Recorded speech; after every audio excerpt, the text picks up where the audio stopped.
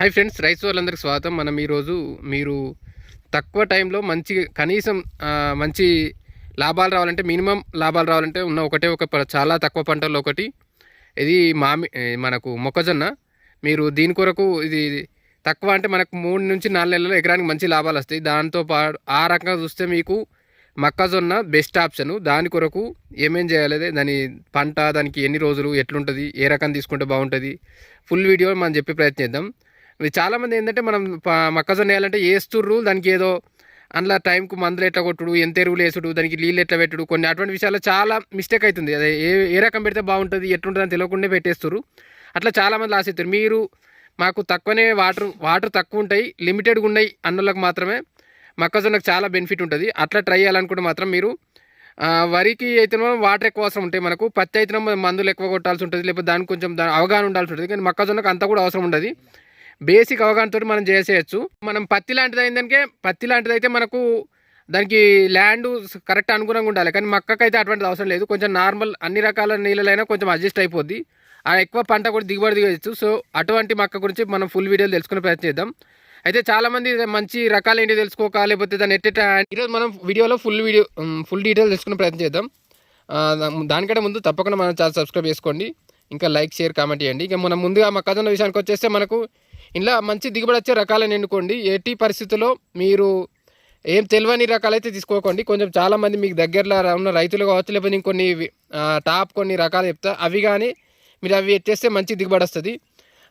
మనం విత్తే సమయం నుంచి మనం కోత కోసే వరకు ఏమేమి చేయాలో ఫుల్ వీడియోలో మనం ఇక్కడ చెప్పే ప్రయత్నం చేద్దాం. వీడియో స్కిప్ చేయకుండా ఫుల్ చివరి వరకు చూడండి. ఇప్పుడు ముందుగా మనకు దాని గురించి వచ్చేస్తే, మొక్కజొన్న మంచి ఆదాయం రావాలంటే మంచి నాణ్యమైన హైబ్రిడ్ రకాలు తీసుకోవాలి. దానికి మనకు టాప్ మార్కెట్లో డిమాండ్ ఉన్న కొన్ని రకాలు ఏంటంటే పయనీర్ P3396, పయనీర్ P3401. ఈ 2 రకాలు బాగుంటాయి. ఇవి దిగుబడిలో నెంబర్ 1 ఉన్నంతలో ఇదే బెస్ట్. మనకు పయనీర్లు అయితే ఇది బెస్ట్ ఉంటాయి. కంకి చాలా పెద్దగా ఉంటుంది, గింజ కూడా గట్టిగా ఉండి బరువు బాగా వస్తుంది. ఇది మనకు కొంచెం వర్షాలు తక్కువైనా కూడా కొంచెం అడ్జస్ట్ చేసుకుంటుంది. ఆ రకంగా దిగుబడి కూడా బాగుంటుంది.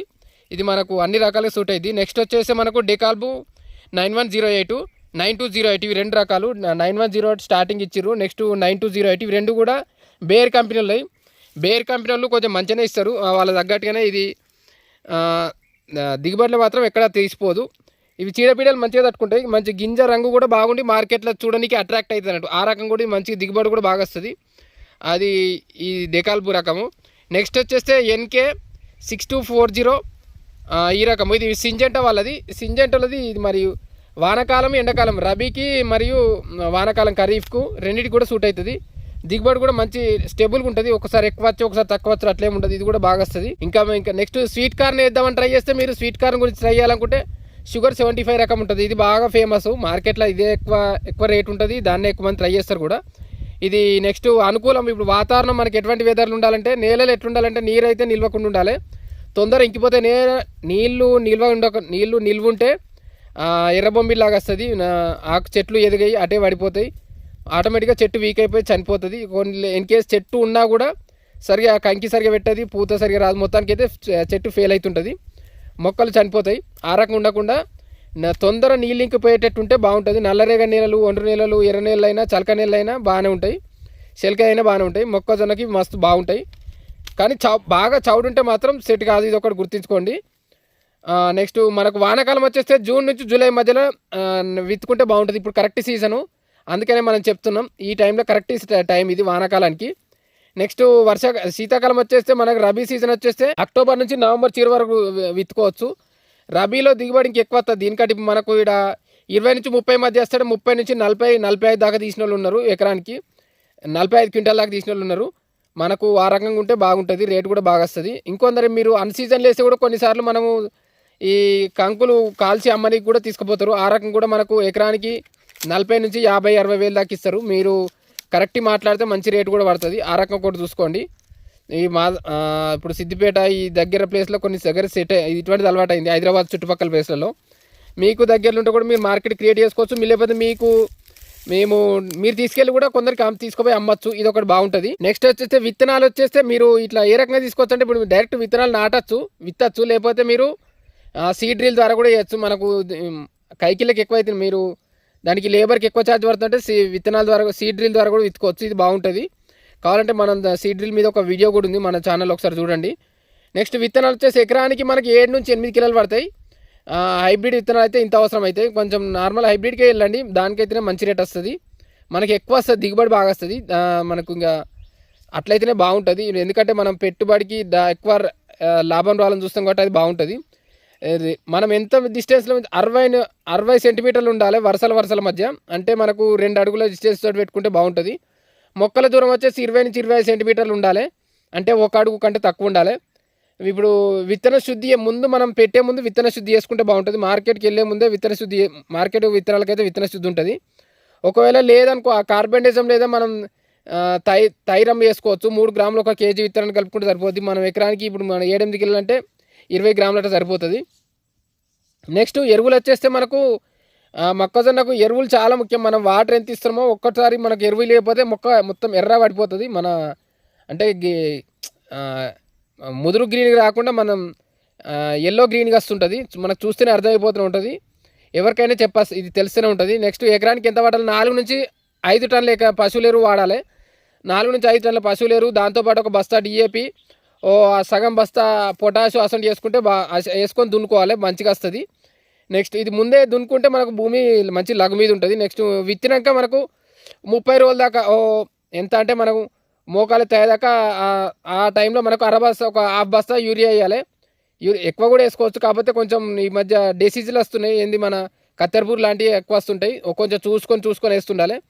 ఎటొచ్చి మనకు మంచి టైంలో వేస్తే మంచి దిగుబడి వస్తుంది. ఇంకోటి నెక్స్ట్ విత్తిన నుంచి 50 నుంచి 60 రోజుల మధ్యలో వేసుకోవాలి. ఇంకో 1/2 బస్తా యూరియా మరియు 1/4 బస్తా పొటాష్ కలిపి వేసుకున్నాం అనుకో మనకు కరెక్ట్ సెట్ అవుతుంది. కొందరు ఎక్కువ కూడా వేసుకుంటారు. మన భూమిని తగ్గట్టు మనము భూసార పరీక్ష చేసుకుని దాని తగ్గట్టు వేసుకుంటే బాగుంటుంది. లేదంటే కొందరు ఎక్కువ కూడా వేసుకుంటారు. మన చెట్టుని బట్టి మనకు మొక్కలు చూస్తే ఏర్పడుతూ ఉంటుంది. నీళ్లు కానీ కలుపు కానీ వచ్చేస్తే మనకు విత్తిన 2 రోజుల్లోపు అట్రజిను ఎకరానికి 1 కేజీ చొప్పున పిచికారీ చేసుకుంటే బాగుంటుంది. నెక్స్ట్ 20 నుంచి 30 రోజుల్లో గుంటగా తోలడం కానీ కూలీలతో కలుపు తీసింటే అది కూడా సెట్ అయిపోతుంది. లేదంటే చాలా వరకు ఇప్పుడు అందరు కలుపు మంది అట్రజినే వాడుతుర్రు. అట్లా పోకపోతే దానికి గుంటగా తోడుకుంటే మంచిగా. నెక్స్ట్ కలుపు పోవడంతో పాటు ఈ చేను కూడా మంచిగా వస్తుంది, అదొకటి చూసుకోండి. ఎందుకంటే మనం గుంటగా తోలపోతే లోపల ఏరు బయటికి పెక్కలేదు, సో చెట్టు మంచిగా ఎదగదు అన్నట్టు, అదొకటి చూసుకోవాలి.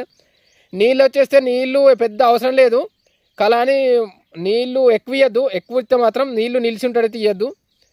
ఒక ఎండాకాలంలో కొంచెం అటు ఇటు తీసుకున్నాం, కానీ వానకాలం అయితే తక్కువనే ఇస్తున్నారు, లిమిటెడ్గా చూసుకుంటూ ఇస్తుండాలి.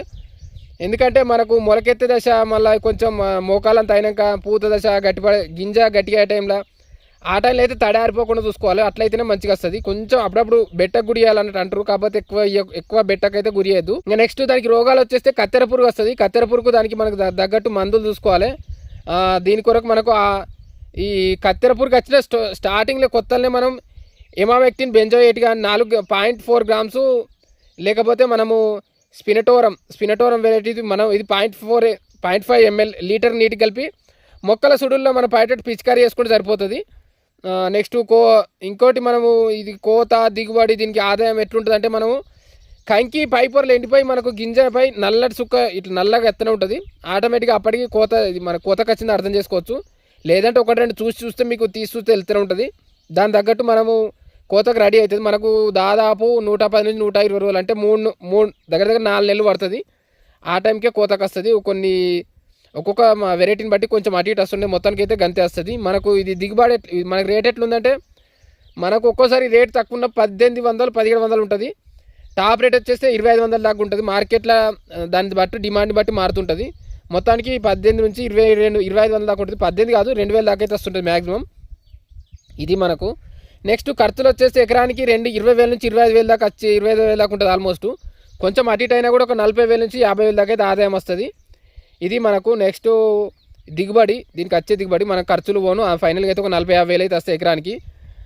ఓకే ఫ్రెండ్స్, ఇదంతా మనకు కంపల్సరీ మొక్కజొన్న వేయాలంటే మాత్రం మంచి వెరైటీలు చూసుకొని దానికి తగ్గట్టు ఎరువులు నీళ్లు ఖచ్చితంగా ఇచ్చి మంచి తీర్చుంటే టైం టు టైం మెయింటైన్ చేస్తే మంచి దిగుబడి వస్తుంది. ఇప్పుడు మనం వరి అద్దంటారు కాబట్టి ఇది ఒకటి మంచి మనకు ఆప్షను. ఈసారి మనకు ఎల్నినో వచ్చే ఛాయిస్ ఉంది, సో అది కూడా కొంచెం ఆలోచించుకొని మనము మొక్కజొన్న వేస్తే మంచి దిగుబడి రేటు కూడా వస్తుంది. ఓకే ఫ్రెండ్స్, ఇంకా ఛానల్ సబ్స్క్రైబ్ చేసుకొని లైక్ షేర్ కామెంట్ చేయండి. మరి దీనిపై మనకు దగ్గర దగ్గర 30 నుంచి 40 ఎకరాలు దిగుబడి, 40 క్వింటల్ దిగుబడి వస్తుంది ఒక ఎకరానికి. ఇవన్నీ మనం కరెక్ట్గా హ్యాండిల్ చేస్తే మనం చూడండి, దానికి ఏం మందు నేను కాకపోయినా సరే మీకు దిగుబడి, మీకు రకాలు ఇంకా మీకు తెలిసినైనా సరే కానీ మంచి రకాలు వేసుకోండి. టైం టు టైం మందులు కానీ, దానికి ఏం రోగాలు వచ్చినా కూడా మీ దగ్గరలో ఉన్న ఎవరిని అడిగినా కూడా వాళ్ళు చెప్తారు. లేకపోతే మీ షాప్ వాళ్ళని అడిగినా కూడా వాళ్ళు చూపించి ఫోటోలు తీసుకుపోయినా ఈ మధ్య అన్నీ చెప్తున్నారు. సో అట్లా ఇస్తే మనకు మంచి మొక్కజొన్నకు మంచి దిగుబడి వస్తుంది. దాంతోపాటు చాలామంది ఇప్పుడు నేను ఇది నా పర్సనల్ ఎక్స్పీరియన్స్, మన సిద్దిపేట నుంచి మన సంగారెడ్డి వైద్యులు అప్పట్లో మొత్తం చెరుకు వేసేవాళ్ళు. ఇప్పుడు అందరూ మక్క వరికి వెళ్ళిపోయారు. వరి కూడా గవర్నమెంట్ అద్దంటుంది కాబట్టి సో మనకు చాలా వరకు ఇది మొక్కజొన్న వేయడం సూటబుల్ ఉంటుంది. మీరు ఎందుకు వేస్తారంటే వాళ్ళందరూ మీకు తెలిసే ఉంటుంది. చాలా వరకు మొక్కజొన్నకు మంచి దిగుబడి వస్తుంది, మంచి ఆదాయం వస్తుంది ఉన్నంతలో. ఇప్పుడు వరికి చాలా వాటర్ అవసరం ఉంటుంది. సో గవర్నమెంట్ కూడా అద్దంటుంది. ఆ రకంగా ఈ రకంగా చూసినా పత్తి లాంటిది మీకు హ్యాండిల్ దాని ఎంబడి ఉండాల్సి ఉంటుంది. ఎప్పుడో ఒకసారి నేను చూస్తూ అంటే నడవది. కానీ మొక్కకు మాత్రం జస్ట్ వాటర్, ఎరువులు కరెక్ట్ ఇచ్చి రోగాలు రాకుండా చూసుకుంటే మంచి దిగుబడి తీయచ్చు, మంచి లాభాలు పొందొచ్చు. ఇది మనం మొక్కజొన్న గురించి. ఇంకా నేను చెప్పిన రకాలు కాకుండా మీకు ఏ రకంగా నచ్చితే కూడా వేసుకోవచ్చు.